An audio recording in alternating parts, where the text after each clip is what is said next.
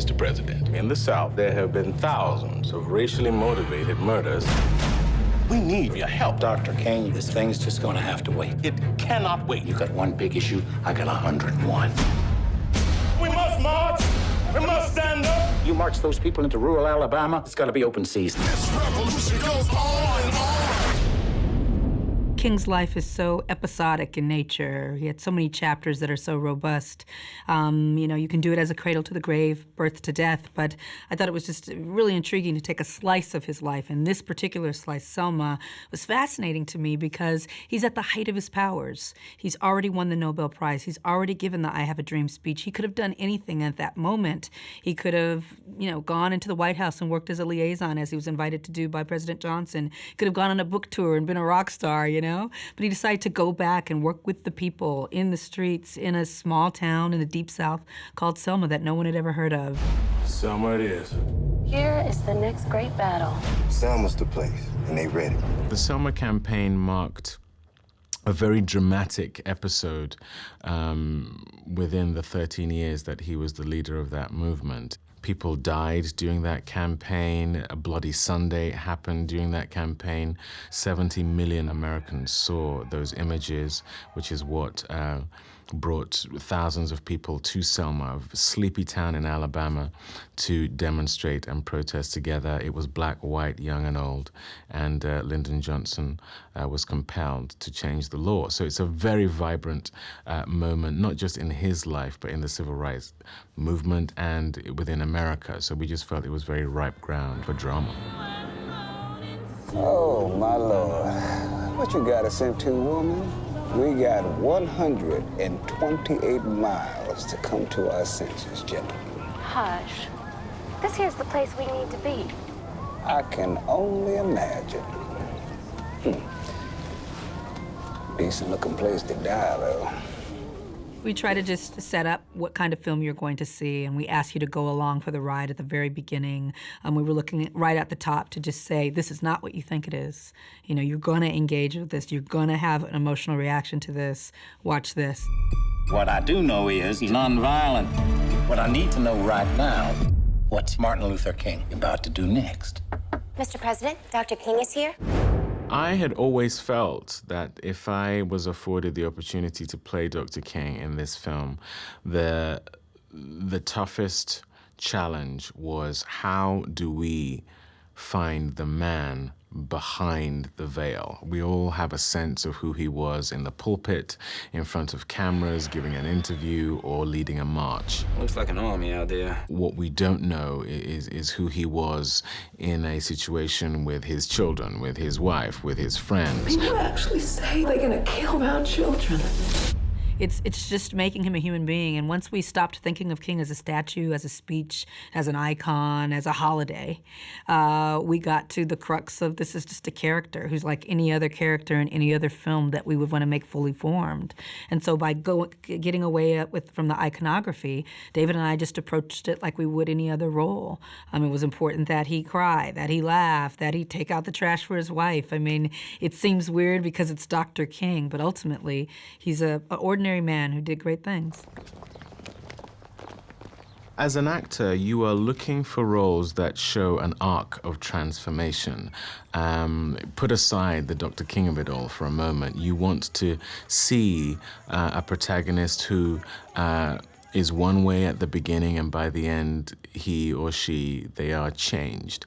And I truly believe we go to the movies to see ourselves. You want to hitch your wagon to a protagonist who you place yourself in their shoes, and you find yourself asking yourself, what would I do? You're deliberately causing an obstruction. You don't disperse, you're gonna be arrested. I promise you. Sheriff Clark, we're trying to gain access to the registration office, which is our legal right. There's too many of you. You know damn well there is. Now, y'all just gonna have to wait at the rear. No, Sheriff Clark. We're going in the front. We're gonna wait right here. Segregation is now illegal in this country, sir. To put that very real personal journey for him as an individual against a backdrop, which is a shifting, changing America. You know, JFK has not long been assassinated. LBJ comes into power. He has passed the Civil Rights Act. The last thing he wants to do is pass the Voting Rights Act within 12 to 18 months of doing that. There's a lot of pressure on everyone within this time. And so again, just a vibrant backdrop to which to basically have a movie set. History is exciting if it's approached in that way, and so it wasn't daunting. It was a challenge.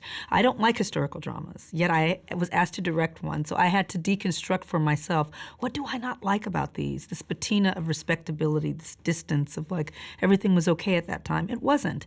These were people that were getting their hands dirty. They were radicals. It's a beautiful time, and so we were just looking to just bring all that nuance to the surface. Let there be some grit. Let there be some texture, and that's what we attempted to do. And I think people are reacting to it in a really strong way that I think proves that we're onto something. As long as I am unable to exercise my constitutional right to vote, I do not have command of my own life. I cannot determine my own destiny, for it is determined for me by people who would rather see me suffer than succeed. Those that have gone before us say, no more, no more.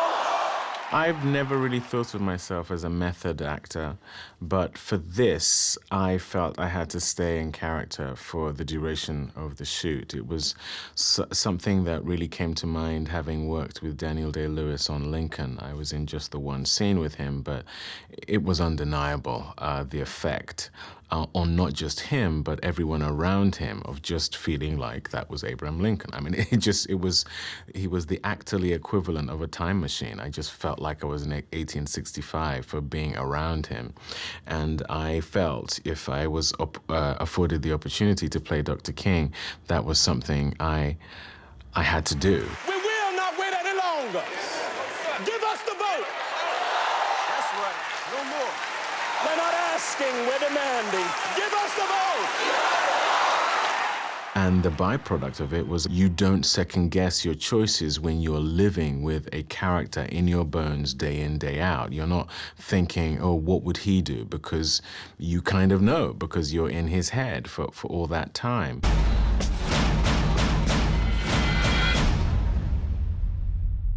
May I have a word? There's no word to be had. I think the balance of the epic and the intimate is what I'm very interested in. You know, civil rights movement, so huge. We can top line the facts of it and think that we know, but not until you get to the humanity of it, that you know what a baton feels like against a body and what it does to the face and the spirit. Do you actually understand the risk that was taken in the civil rights movement? Not until you start to break down these macro events to the micro do we get real understanding. That's what interests me most as a storyteller. I wonder what old Don will say when I tell him one of his gals down here stirring a fuss. I ain't stirring no fuss. I'm just here trying to register to vote. It's important that we know where we've been. All of us know where we've been to know where we're going. I think so often we can have kind of just top-line history. Things are homogenized for 2 or 3 talking points. But there's just so much beauty in the depth of it that it's, shame on us for not remembering what's happened, whether it's about the civil rights movement or everyone's own individual history. There's value in remembering. There's value in legacy. It teaches us where we are now and how to move forward. And so that was our mission. How many county judges in Alabama? 67. Name them.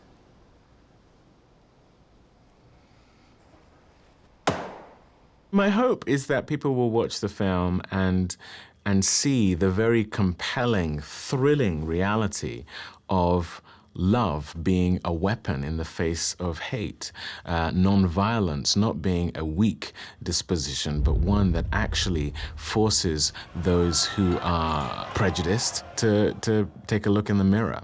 It's easy for us to say, oh, they were nonviolent, they believed in peace. But when you know what they were actually risking, what they were up against, guns pointed at them, horses, tear gas, running over them, suffocating them, batons beating them, it makes nonviolence rise up to what it really was, the most spectacular act of courage and strength. So often we think of nonviolence as passive, but when you're facing that kind of aggression, it is one of the strongest things that you can do. And so that's what I learned from making this film. I hope that's what people see when they go and check out Selma.